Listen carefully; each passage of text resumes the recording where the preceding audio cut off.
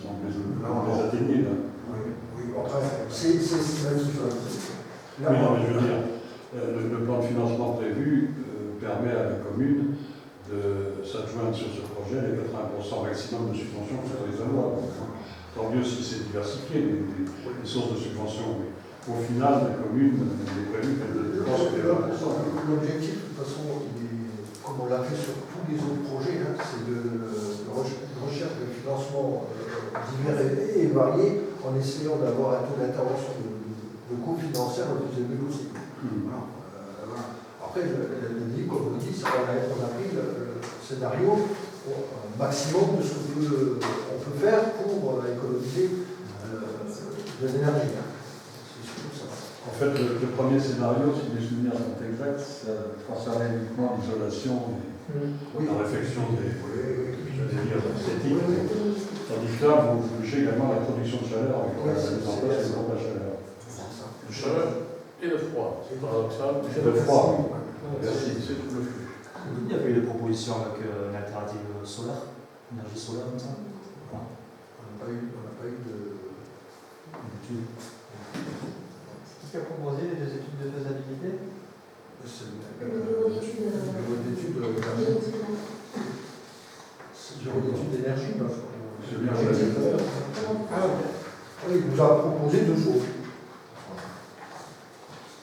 Alors, je vous ai proposé ça, mais il y a des clés derrière ça. Sur le site, tout regarder. Pour répondre à la même chose sur la partie photovoltaïque, on a toujours le programme ELENA qui est en cours d'étude et qui doit étudier le potentiel de tous les bâtiments communaux sur la partie production d'énergie. Donc en fait, ça viendra se compléter ce projet. C'est pas.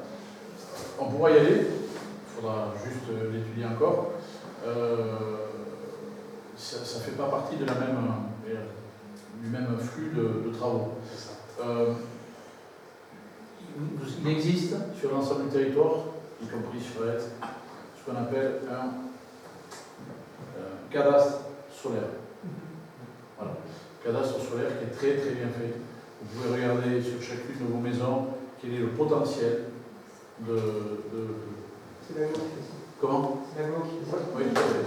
Mais regardez-le, parce que moi, c'est très très bien fait. Quelquefois, on voit arriver des marchands qui ont juste cliqué sur le truc et qui vous le vendent. Là, l'étude est très bien faite. Elle est agrémentée de tout un tas de montages financiers que vous pouvez faire.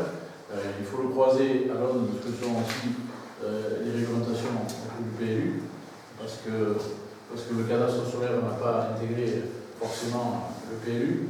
Donc, c'est pas parce que c'est la loi que ça vaut, je veux dire, c'est à prendre plutôt cinceau, mais c'est quand même un élément très très intéressant si on veut s'orienter vers ce type de transition.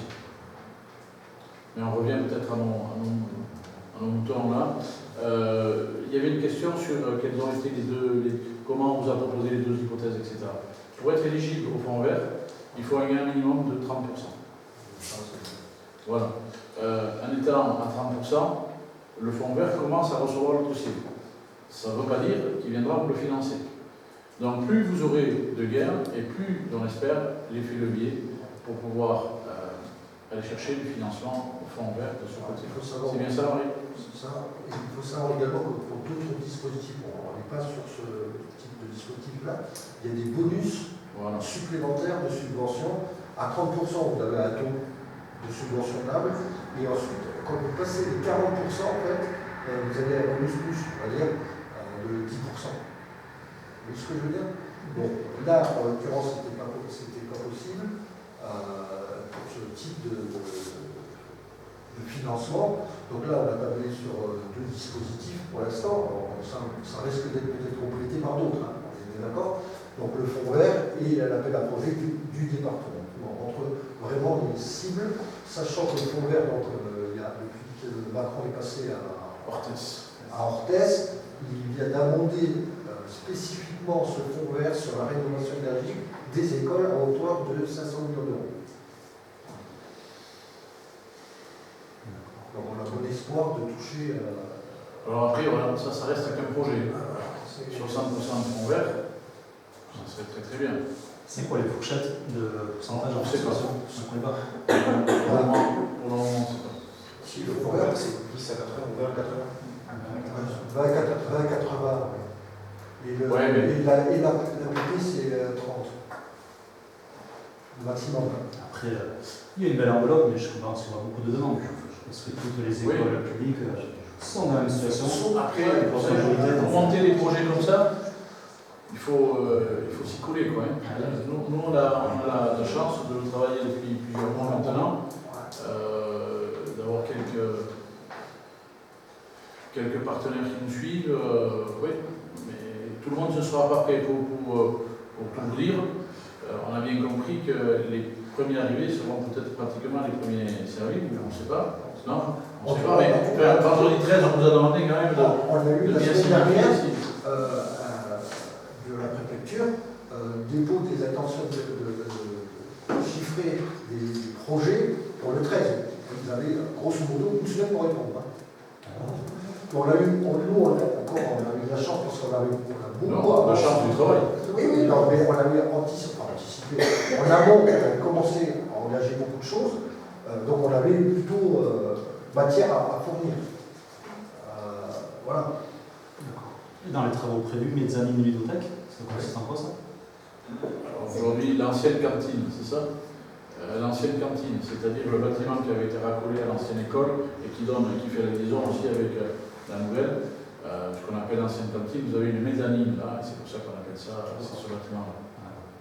C'est un aménagement en fait. Et aujourd'hui, c'est la ludothèque qui est là, parce qu'elle a été déménagée du fait de l'installation de l'ICH solaire. Comme ça. Voilà. Est-ce qu'on peut voter cette délibération? Oui, pas de questions, pas d'autres commentaires? Abstention, contre? Je vous remercie. On en vient aux infos diverses. Alors, ça fait un petit moment qu'on se dit qu'on aimerait bien, mais c'est peut-être pas forcément pour aujourd'hui, voilà. On aimerait bien faire le point sur des sujets qu'on a pu aborder, qu'on a votés. Il y en a un qu'on avait abordé qui était la mise en place de l'eau. La mise en place de l'eau, c'était un sujet qui nous a occupé pas mal de temps, parce que vous vous rappelez qu'on avait quelques difficultés, je le dis avec une parenthèse, avec la trésorière d'Asparer. Aujourd'hui, on ne dépend plus de la trésorerie d'Asparer, on va dépendre de la trésorerie de Saint-Pé, il va très certainement, de Saint-Jean, excusez-moi, de Saint-Jean, il va très certainement non pas qu'on va mettre le travail sur l'établi, mais qu'on réexplique comment les choses se sont articulées, etc. Bon, moi j'aimerais bien, à un moment donné, qu'on puisse, si ce n'est regarder dans le rétro, mais sur, par exemple, cette libération, mais d'autres, qu'est-ce qui a été fait, ce que ça nous a apporté, ce que ça a mobilisé à un moment donné, quel est le rapport coût-efficacité. Parce que sur le SCO, aujourd'hui la collectivité est en capacité de recevoir des paiements en SCO, elle n'est pas en capacité de payer en SCO, on est bien d'accord, elle n'a pas de régie en SCO, espèce sonnante et trébuchante, mais que ce soit la cantine, que ce soit le centre de loisirs, il y a la possibilité de payer en SCO. Bon, à ce jour, on n'a pas eu un seul paiement en SCO. Bon, est-ce qu'il faut relancer de la publicité pour dire il ne s'agit pas de demander et de taper sur la table pour dire il nous faut cette possibilité-là, et derrière n'avoir aucune légitimité, on va dire, à poursuivre ce genre de projet qui, encore une fois, a coûté un peu d'énergie, nous a mis parfois en difficulté, mais à la limite, de temps en temps, comme on aurait dit un ancien rugbyman, il faut frotter des épaules, parce que les difficultés qu'on avait eues avec Madame la trésorière d'Asparer et les services de l'État n'étaient pas très respectueux de ce que nous voulions faire, sachant que d'autres communes l'avaient mis en place de leur côté. D'autres communes ont connu les mêmes difficultés que nous, mais nous, aujourd'hui, on n'a pas un seul paiement en jeu. Donc, il nous faudra peut-être réfléchir sur quelle est la proposition qu'on peut faire au futur et comment on peut véritablement activer ces éléments-là, s'ils doivent être activés ou qu'est-ce qu'on en fait. Après, du coup, moi, j'avais pas en tête d'éléments qu'on pouvait payer une partie de la cantine à Manchco. Il y a un pourcentage, ou ça peut Non, vous pouvez payer toute la cantine. Ah, Mais vous ne la payez pas directement à la commune. Oui, c'est l'association qui repaye après Ouais. la commune. Oui, Oui. mais là, on Mais est non, sur c'est la- la chose. sur les régies, là, on est sur... Ah oui, mais ça, on est directement avec l'entreprise. Oui, là, D'accord. on est sur les régies, quand les familles payent Voilà. directement au centre de loisirs en espèces ou en chèque. Là, on peut payer un touche. D'accord. Sur la partie régie, je pense que monsieur Labatte, dans mon ami, vous faisiez référence au paiement de la cantine de l'ICACHTOLA, à la refacturation. Là, par contre, ça passe par des... non, c'est pas Ça, la même c'est chose. Pas dans le même circuit financier. Voilà. Donc c'est un sujet qu'on pourra reprendre tranquillement et qu'il nous faudra reprendre, que ce soit en groupe de travail, etc. Parce que tout ce travail pour aucun intérêt à arriver, ou alors il se situe ailleurs. Et moi j'avoue que le ailleurs, je ne sais pas si ça mérite qu'on mobilise des fonctionnaires, qu'on se mette dans des postures un peu rigides, quoique. Concernant la rencontre de demain, dont je vous ai déjà parlé, vous êtes bien évidemment tous invités. Je définis un tout petit peu le sujet. L'agence d'urbanisme et l'agence Adour-Garonne organisent un événement régional cherchant à promouvoir les projets environnementaux les plus respectueux de ce qu'on appelle la gestion de l'eau. On n'a rien demandé. C'est pas nous qui avons été chercher un label ou quoi que ce soit. C'est l'ODAP et l'agence de l'eau qui est venu nous voir en disant écoutez, on a étudié le projet d'AES, ce projet nous paraît assez spécifique. On aimerait bien lui donner un éclairage particulier. Est-ce que vous voulez bien servir de terre d'accueil pour les élus du territoire? Voilà. Alors là encore, on a d'autres choses à faire, mais ça nous a semblé être peut-être une opportunité de remercier quelque part ceux qui pouvaient être partenaires à l'agence Adour-Garonne et puis peut-être pas entretenir d'autres relations avec lui dans le futur. Donc on a accédé à cette requête. Nous aurons donc la maîtrise d'œuvre qui sera là, c'est-à-dire le cabinet architecte Isabelle Joly, Marie-Laurent qui est du cabinet Gastel. On aura une architecte de l'ODA et on aura des intervenants aussi de l'agence Adour-Garonne. Si les élus de ce conseil veulent assister, participer, apporter leur contribution sur comment les choses se sont engagées, etc., sachant qu'il y a une spécificité à cette conférence, c'est la technicité autour de la gestion de l'eau, mais que les élus, et il y en aura n'étant pas forcément des experts, ils vont nous dire aussi peut-être pourquoi vous êtes engagés dans cette dimension-là. Il y a différentes raisons, on peut les expliquer facilement. En tout cas, ce sera un moment, j'espère, inspirant pour les uns et les autres, y compris pour nous, parce qu'on sera au contact d'autres élus. Et Nicolas Danam a signifié qu'il serait là, parce que je crois qu'il est intéressé par le sujet. Je crois qu'il y a d'autres communes. Je n'ai pas eu la liste, mais... Oui, je l'ai eu. juste avant le conseil. Ah, oui, pardon. Avant le conseil. Merci. Mais il a pas telle raison. Merci, Françoise. Je profite de ton départ, Françoise, parce qu'il y a de l'implication de beaucoup d'élus d'AET pour AET en Rose, dimanche prochain, à partir de 8h30, démarche 3 km et 6 km et demi, ou 3 km et demi et 6 km, puis un choix, puis une après-midi conviviale à AET pour une bonne cause. C'est bien ça? Avec des ateliers, voilà, des ateliers d'animation. Concernant les festivités, on va reprendre très bientôt les fêtes d'AET. Merci Françoise. Très bientôt. Tu t'en vas aussi? À bientôt. Ciao. Très bientôt les fêtes d'AET. Monsieur le maire, demain c'est à quelle heure? 13h30, culture chocolat. 13h30 café. 13h30 café. 14h début des interventions. Avec un mot d'accueil du maire et d'autres s'ils veulent prendre la parole. Puis le relais de l'agence de l'eau, je crois, pour signifier comment elle peut intervenir. Puis nos maîtres d'œuvre pour dire comment, d'une idée des élus, ils l'ont décliné techniquement avec des noms, avec des essences, avec des aménagements qui participent complètement à cette gestion de l'eau. Les fêtes d'AET, le repas des élus traditionnel sera le vendredi 10 apéro ici à 12h30, je pense.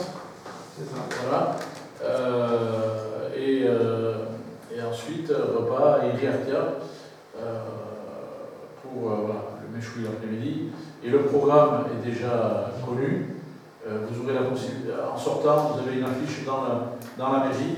Et très certainement que le comité, qui est encore à l'heure, passera chez les uns et chez les autres, puisque vous savez que c'est un budget conséquent pour le comité. La part de la commune, c'est 1 000 € à peu près, 4 500, sur un budget de 45 à 55.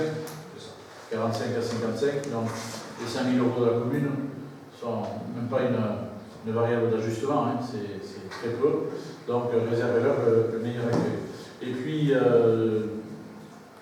l'APA, l'association des parents d'élèves, qui organise Halloween le 31-10, ça c'est pour les festivités, et puis des travaux qui se passent avec l'aglo et qui nous concernent quand même de façon importante. Des travaux concernant le règlement de publicité locale intercommunale, qui sont non pas relancés mais sur la continuité, avec une prochaine réunion à Lens. Je ne sais pas, vendredi prochain. Et puis, on en a parlé souvent, et ça sera l'occasion très certainement de l'évoquer dans les commissions de travail, notamment en urbanisme, mais le lancement du PMI Labour-Côte, comment on l'appelle ? Labour Ouest, PMI qui a une spécificité puisqu'il intègre les communes de l'ancienne ACBA, à savoir Bidart, Biarritz, Bayonne, Anglet et Boucau, qui ont aussi un travail sur un PMI infra-PMI. Et donc il y a aujourd'hui des discussions importantes pour savoir qui doit terminer le premier, enfin, excusez-moi, je le dis comme ça, mais est-ce que ce PLUI des 5 communes peut finir son projet avant que le PLUI Labour, donc le PLUI Labour, il est annoncé avec un calendrier qui, avant la fin du mandat, devrait avoir déterminé ce qu'on appelle le projet d'aménagement et de développement durable. C'est bien ça? C'est ça. Pour pouvoir basculer sur le mandat suivant sur l'application de ce PADD. Voilà. Les travaux du SCOT se poursuivent et ils sont concomitants avec ces travaux de PLU intercommunaux, même s'ils sont sur une autre échelle. Non, mais oui, on a déjà posé l'équivalent du PADD sur le SCOT et qu'on doit avoir une approbation du SCOT à la fin du mandat, pour l'année 2025. Donc c'est des travaux avant. Et derrière, les différents PLU vont être compatibles avec ce SCOT. Des interrogations des uns des autres? Une question par rapport au service technique. On a abordé le sujet le coup d'avant, savoir un peu ce qu'on en est. Alors la question c'est quoi? La question c'est qu'il y avait un agent qui prenait une disponibilité, on se pose la question d'externaliser certaines tâches ou pas. Ouais. Alors il y a un travail effectivement important qui a été fait sur l'externalisation de certains travaux. On pense surtout aux travaux d'espace vert. On n'a pas été convaincu sur le fait qu'il faille externaliser. Les chiffres n'étaient pas convaincants. Voilà, on n'a pas été convaincu qu'il nous fallait externaliser ces travaux. Dans tous les cas, on n'allait pas changer notre fusil d'épaule comme ça. Certes, il y a un agent qui a pris son droit à disponibilité, et donc on avait ce service travaillait en mode dégradé. Nous avons procédé à des auditions, je dis bien des auditions, de 4 candidats, et avec une proposition sur l'un des 4 qui a décliné cette proposition. Donc nous avons relancé cette semaine, c'est bien cette semaine, la semaine dernière, un appel à candidature pour pouvoir voir si effectivement il y a une adéquation entre les missions d'agent communal dans cette collectivité et le salaire qu'on peut proposer pour une période de 6 mois, peut-être renouvelable une fois. Voilà quels sont les éléments de l'équation. D'accord. Donc oui, on est sur, pour parler très clairement, on est sur un recrutement. On a exploré des pistes. Là encore une fois, ce n'était pas ou l'un ou l'autre. On pouvait aussi recruter et décider de d'aménager les travaux par externalisation. Parce qu'on a l'audit sur l'externalisation ne nous a pas convaincu vraiment que le jeu n'envolait la chandelle. Donc on est sur un recrutement et excusez-moi, mais nous on passe par les voies classiques. Il est peut-être possible de s'adresser à Facebook. C'est certaines collectivités qui font ça aussi et c'est relayé. On ne l'a pas fait, je pense, sur Facebook. On l'a fait aussi? Oui, on l'a fait. Moi j'avoue, je ne suis pas... Voilà, mais le bouche à oreille peut fonctionner aussi. Vous avez... Après, c'est aussi un travail qui demande une certaine technicité. Sur le prochain Comédiac qui va sortir avant les fêtes ou... On aimerait sortir. C'est un support utilisé aussi pour toucher la communauté. Ouais, mais là on est sur des temps un peu décalés. On aimerait bien recruter avant la fin de l'année. On voudrait recruter assez vite. 6 personnes. Ah oui, C'est ça aussi pour diffuser. Oui. Là, il y avait 4 candidats. Il y en avait un qui pouvait être compatible avec les missions et le sens du service public. Bon, il était déjà employé dans une enfin non, il était employé dans une structure, mais il n'a pas donné suite. Mais il était aussi en recherche, je suppose. Voilà, d'autres questions? Bon, je vous remercie. Il y aura certainement un nouveau conseil d'ici la fin de l'année, mais on va laisser passer les fêtes d'Aès.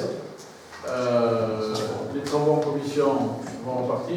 Il y aura une visite, excusez-moi, une visite des élus concernant la voie douce. Oui, on peut faire ça.